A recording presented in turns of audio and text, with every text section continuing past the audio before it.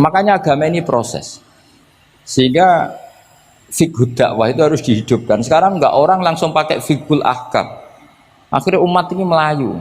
Harusnya yang dimulai fiqhud dakwah. Jadi dulu Nabi berkali-kali kecewa be umat itu, tapi Nabi ngempet karena prosesnya fiqhud dakwah. Lho nate wonten tiyang niku nyuwun sewu, ijek di penggawean maling. Sowan Nabi di masyhur. Nabi mau ngangkat dia cung kowe salat. Ada sahabat yang nyuwun sewu rontok usul ning Nabi. Ya Rasulullah, dia punya penyakit sering maling. Kenapa ndak kamu larang supaya tidak maling? Nabi jawab ngeten. Sayanha huma yakul. Nah dek neng kok salate wis bener ditampa pangeran kok mari-mari din. Itu termasuk yang diperkuat oleh ceritanya Habib Zain bin Semit dalam kitab Al-Manhajus Sawi. Ada orang preman agak suka malak orang gitu. Tapi nak sholat tenan. Tapi ya malak. Jadi contohnya ya kayak ora usah takok. Ya fase ku macam-macam, preman ono ngegeng delok wong wedok ono delok dangdutan terus ono macam-macam. Tapi nak sholat khusyuk. Ada seorang wali yang mangkele iku gunane apa kowe salat wong ijek fasik. Jawabe orang tadi sama siapal kalimatnya yang diceritakan Habib Zain. Ada'u lisulhi maudian. Saya tetap ingin ada alasan saya berdamai dengan Allah. Jadi aku nak pas maksiat itu kan hubungan saya dengan Allah kurang baik. Maka saya tetap akan menjaga 1-2 perilaku saya yang saya menjaga perdamaian dengan Allah. Istilahnya dalam bahasa Arab ada'u lisulhi maudian. Saya tetap punya sisi musolahah berdamai dengan Allah. Sehingga suatu saat mungkin Allah pas ridho, sholatnya dia makbulah, kemudian dia jadi wali. Makanya kita ini nggak pernah tahu Allah ridho pas kita apa, juga nggak pernah tahu Allah benci pas kita apa. Sehingga raiso sampean muni apa gunane kaji nek ijek lakuane ngono, apa gunane ngaji Minhajut Thalibin iki ora usah ngono. Saya pas sampean ngaji, pas ra paham, terus ridho mek kodok kodar. Wah diridani pangeran, wong kondang tenan, wong ra paham kok ridho mek kodok kodar. Sing paham ujug, wong goblok kabeh sing pinter aku tok. Waduh, nyoro lek kula nang. Jadi kita tidak pernah tahu Allah itu meletakkan ridhonya di mana, meletakkan sukhtunya di mana. Wonten orang Hawariyin dalam cerita Ihya. Orang Hawariyin itu orang-orang hebat, wali-walinya Allah, pengikut Nabi Isa. Ono preman liwat. Si preman ini spontan melihat orang-orang soleh itu tertarik, langsung ikut gabung. Saya ulang lagi, langsung ikut. Si wali di antara Hawari ini ada yang risih. Aku terkenal wali kok jejer preman, risih dia. Maka si wali tadi mempercepat jalannya karena risih jejer nama preman. Sing preman dari awal memperlambat jalannya karena dia bilang misli saya seperti saya nggak layak berjejer dengan orang soleh. Intinya si preman menjaga kesopanan, si wali memelihara keangkuhan. Jadi si preman dari awal dia sudah merendahkan jalannya karena nggak ingin sejajar. Si walinya tambah banter karena ingin nggak jejer. Allah saat itu juga menfirmankan ke Nabi Isa karena masih zaman nubuah, Isa liyas ta'nifa al amala. 2 orang ini memulai amal dari nol. Wali ini tak hapus semua amalnya, preman ini tak hapus semua dosanya. Semuanya 0-0. Yang satu untuk barokahnya adab, yang satu untuk afatnya ujub. Jadi mulane dadi kiai koyo kula yo repot, nek ketemu fase kok repot. Ape kancanan kok diamuk sampean rontok garis keras ngene iku. Gus kok kancanan wong fasik. Ape ra kancanan kok nang ujug. Mulane kula ora jelas ya perkara niku mboten tak dudono. Kenapa Gus Bak sikape ra jelas? Ya bawaane wong alim ora jelas, bocah kok kandhane angel. Dadi bawaane wong alim ora jelas. Tapi ora jelas e wae karena ape kancanan wong fasik engko kancanan wong fasik kok dadi syariat ya ndak mungkin. Sok suci ya ora. Makanya didawakan Allah laisa laka minal amri syai'un au yatuba alaihim au yatu. Dadi wong fasik kok potensine di sepuro pangeran tapi ya potensi disiksa pangeran. Nah delok potensi di sepuro kita oleh ngancani, nah delok potensi disiksa kita ora oleh. Masalahnya kita ndak tahu. Nggih, masalahnya kita ndak tahu. Delok tenggene cerita-cerita wali. Wong sowan Sunan Bonang iku nggawa gula salam templek ra mesti dadi wali. Kali Joko sing kenale lewat begal Dadi wali. Kali Jogo kenal Sunan Bonang pertama iku mergo napa? Begal. Kenalane wae liwat begal. Tapi malah dadi wali. Suraka kenal Nabi ku perkara ape bacok. Mergo dekne ku ana sayembara sing iso nyekel Muhammad, ya tentu dijangkar wong sing ngomong wong kafir, sing iso nyekel Muhammad. Mulane dadi kiai ku bingung. Nak nyeritakno tarikh kok nyebut Rasulullah kan gak mungkin wong kafir kok kiai sayembara sing nyekel Rasulullah sallallahu alaihi wasallam dikei hadiah. Ya mosok wong kafir kok sayembarane muni apa? Sing nyekel Rasulullah sallallahu alaihi wasallam tak kei hadiah. Sing bacok Muhammad Rasulullah sallallahu alaihi wasallam tak kei hadiah kan mboten mungkin wong kafir kok muni ngono. Sing kiai sing bingung sing nyeritakno kiai apa muni? Sing nyekel Muhammad tak kei dhuwit. Muni Muhammad kan kadung ra kulino wong. Cara sampean dadi kiai ya milih ndi? Nyeritakno omongane wong kafir. Milih. Mulane kula kadang kiai ora di pilihan bahasa. Mergo mulane Imam Suyuti sopan-sopane wong tapi namune Iqra ya Muhammad. Mergo iku satu-satunya kesempatan jangkar Kanjeng Nabi. Kan sing dawuh Allah Iqra. Lah mesti Iqra ya Muhammad. Mergo Allah sing dawuh ning Kanjeng. Tapi nak kita ning Kanjeng Nabi kan gak mungkin muni ya Muhammad. Sekamane ana sayembara, sapa sing iso nyekel Muhammad tak kei unta 100. Suraqah tertarik ikut. Tapi barokah iku, barokah kesalahan itu malah roh mukjizati Rasulullah sallallahu alaihi wasallam. Ketika ape baca napa? Ambus sampai ping 3. Iki awale salah niate yo salah, tapi pangeran ngersakno untuk hidayah. Barokah salah iku roh mukjizati Rasulullah sallallahu alaihi wasallam. Yo ora roh donya iku ora roh. Ana wong soleh sak labah amen jamaah sampai diarani hamamatul masjid. Tapi ceritanya seperti itu akhirnya semulane donga ya muqallibal qulub tsabbit qalbi ala dini. Kita ndak pernah tahu. Ya sudah seperti itu. Paham ya? Tapi ya kita tentu ngikuti syariat wa kullun muyassarun lima khuliqalah. Mohon kula terusno. Qultu al asah ad-dhammu.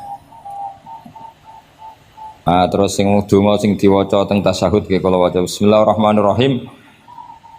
Qultu ala sah wa anna Muhammad Rasulullah sabata fi sahih Muslim wa alam wa aqallu salat ala nabi sallallahu alaihi wasallam Allahumma sholli ala Muhammad wa ali wa ziyadah ila hamidum majid tumeka maring hamidum majid. Berarti kados kita napa Allahumma sholli ala sayyidina Muhammad wa ala ali sayyidina Muhammad kama shollaita ala sayyidina Ibrahim wa ala ali sayyidina Ibrahim terus sampai fil alamina innaka hamidum majid. Dan ini sebagai penutup kalau badhe cerita kalau ada kitab namine Hasyiatut Turmusi. Hasyiatut Tarmasi atau Turmusi ini karangannya Syekh Mahfud Termas. Beliau adalah murid Sayyid Abi Bakar apa? Syato Sohibul Li'ana. Terus guru dari Basim Asy'ari. Beliau teman dekatnya Habib mbahnya Habib Anis. Berarti Anis bin Alwi bin Ali. Jadi temannya Sohibu Simtiduror. Itu beliau cerita tahiyat itu adalah perwujudan dari dialognya Allah kalian Kanjeng Nabi. Terus ketika Kanjeng Nabi duki Sidratil Muntaha, ya, ketika duki napa? Sidratil Muntaha Nabi maos napa? At-tahiyatul mubarakatus sholawatut thayyibatu lillah. Mun Nabi mandek terus dijawab kalian Allah, assalamu alaika ayyuhan nabiyyu wa rahmatullahi wa barakatuh. Allah mandek. Terus Kanjeng Nabi niku mboten kepengin saking senenge teng umate bahwa kebahagiaan itu hanya untuk beliau. Saking sayangnya teng umate. Terus ditambahi assalamu alaina wa ala ibadillahi sholihin. Jadi niku barokah syafaat Rasulullah sallallahu alaihi wasallam. Jadi sakjane saking Allah namung assalamu alaika ayyuhan nabi, hanya untuk Kanjeng Nabi. Tapi Kanjeng Nabi carane nego. Ampun nek Gusti niki umat kula wong kudus kathah ngono dadi kira-kira ngono dadi ya pangeran ya dinego ampun nek Gusti niki tambahi assalamu alaina wa ala ibadillahi sholih niku sami kalian wala saufa yu'tika rabbuka fatarda. Muhammad kamu akan saya kasih nikmat kemudian kamu puas. Jawabane Kanjeng Nabi napa? Fa wallah la arda wa wahidun min ummati finnar. Kula badhe jenengan puas no Gusti, saya tidak akan puas selagi satu umatku min ahlil ijabah min ahli tauhid masih di neraka. Karena kados kula yo bingung mbek wong fasik yo bingung ape gedeng umat Nabi ora gedeng umat sing kumat ora tau waras. Yo bingung tenan ngadepi wong fasik ku gedeng piye-piye iku umat Kanjeng Nabi. Ora gedeng sing ngerusak tatanan yo wong iku. Sampeyan milih gedeng apa milih seneng? Nah sampean jelas kan akeh sing akrab. Sing bingung kok wong saleh ku bingung. Lho nek wong saleh kan penak kan cara fasik santai wae pancen bagian dari itu. Bingung so. Ulama ra bingung ya ora pati ulama. Mergo jajal sampean misalnya ngadepi wong fasik bingung. Ora mbok bina, engko ya disalahno pangeran. Mbok bina kadang yo kakuwati wong teke sira.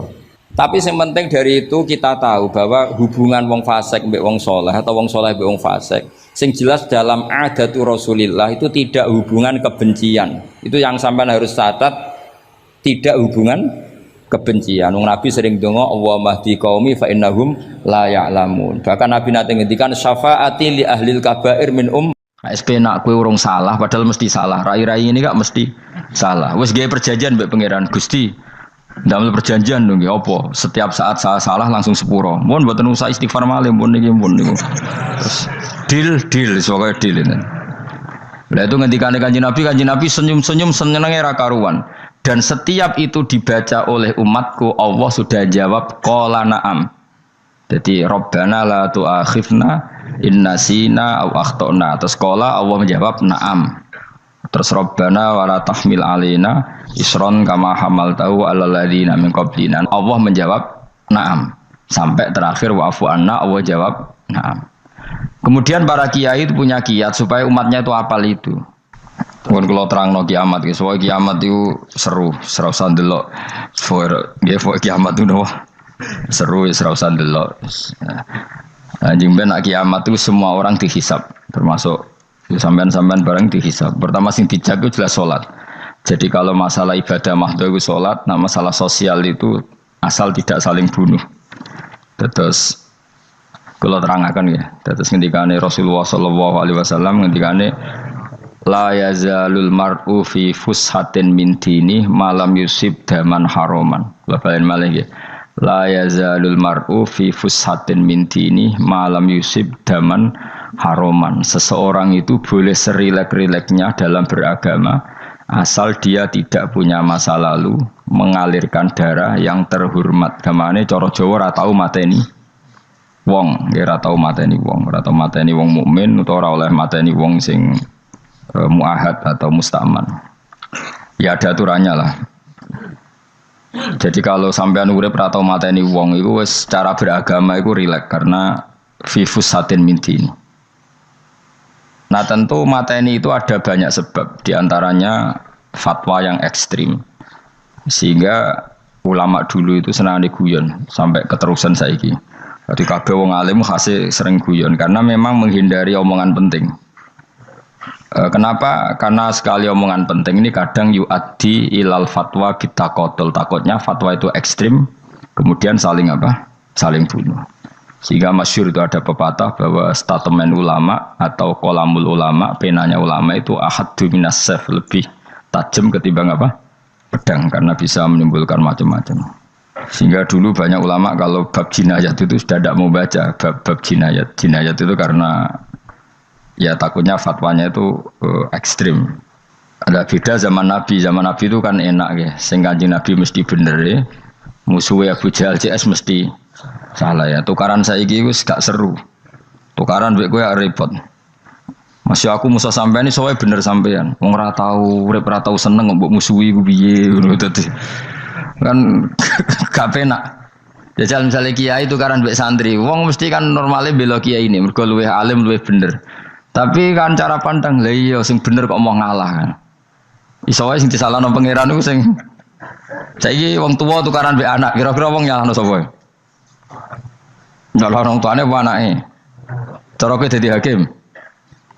Wong tuwa kok wani anak, kualat ngono yo ya lucu. Mestine kan anak kok wani wong. Tapi wong tua kok wani anak, wong tua model opo? Anak wani wong tua ya anak model opo? Ya model milenial, model. Tapi potensinya itu sama-sama salah. Sehingga ulama itu mulai dulu itu menghindari, ngendikan penting itu menghindari. Karena ya tadi takut fatwa itu.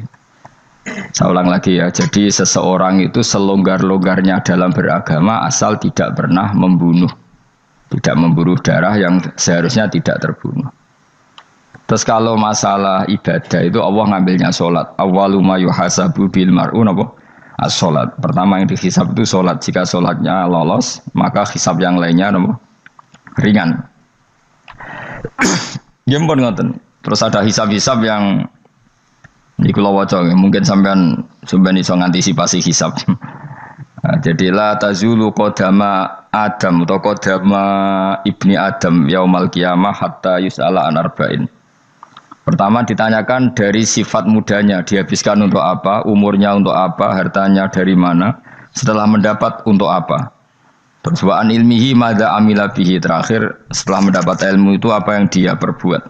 Mulane ada orang tua ilmu tidak ditakoki wae pangeran ora apa takoki. Ilmu iso nglakoni, mboten gadah ilmu ya Gusti. Terus serepet sampeyan. Dunya mboten gadah dunya. Lha apa ning dunya nggih ngentosi mati sing mon-mon niku aman apa? Sebab itu orang fakir itu masuk surga lebih cepat timbang orang kaya kacek pinten 500 tahun ketakoki. Dia apa mboten gadah napa-napa. Iso ngaji mboten. Jadi gak perlu pertanggungjawaban mereka napa sekacau kan. Nah, sementing kalau terangno ngeten ya. Niki penting rungokno. Mahsyar iku maknane iku nggon giringan. Terus kiai kuno maknane bayangno nggon mahsyar iku maknane tempat dihalonya semua manusia. Terus mauqif itu tempat diberhentikan, napa? Tempat diberhentikan. Terus di situ Anda innahum mas'ulun, mereka semuanya ditanya, dihisab. Semuanya dihisab. Terus ngendikane Kanjeng Nabi, hasibu anfusakum qabla an tuhasabu. Menghisablah diri kamu sekarang sebelum kalian semua dihisab. Sehingga potensi kita ini umat Islam utamanya sing tahu ngaji-ngaji ini, sampean semua dihisab ini kemungkinannya kecil. Karena ketika kowe ning donya sampean sedanteni kan biasa wis donga robbana zulamna anfusana. Jadi ya Allah, saya ini benar-benar mendolimi diri kita sendiri. Karena tujuannya hisab itu taubah. Taubah itu mempermalukan mereka di depan umum. Seorang lagi ya. Jadi semua hisab itu taubihan, mempermalukan mereka di depan umum bahwa mereka orang yang buruk. Sementara kamu di dunia sudah sering ngaku orang buruk. Selain ya wis rawa ngakeh, maksudnya ini kan cerita. Jadi kayak ngakuin apa robbana zalamna anfusana. Sehingga ngendikane Kanjeng Nabi sebuti hasibu anfusakum qabla antu hasabu. Menghisaplah diri kamu sendiri sebelum nanti kamu benar-benar dihisap. Sehingga umatnya Rasulullah itu kemungkinan kena hisap itu kecil sekali karena tadi sudah terbiasa menghisap dirinya sendiri. Apalagi kita, kata Rasulullah, saya dikasih hadiah yang para nabi sebelum saya enggak dikasih hadiah itu. Apa itu? 5 hal itu. Di antaranya apa? Kata Rasulullah, wa utitu khawatima suratil Baqarah. Saya dikasih terakhir-terakhirnya surat Baqarah. Di surat Baqarah itu umatnya Nabi dapat bonus dan ini luar biasa, yaitu ayat Rabbana la tu'akhidna innasina wa akhtana. Ya Allah, jangan hisab kami, jangan beri sanksi kami, jangan azab kami kalau suatu saat kita lupa atau salah. ASP nak kue urung salah padahal mesti salah. Rai-rai ini gak mesti salah. Wes gawe perjanjian mbek pangeran Gusti.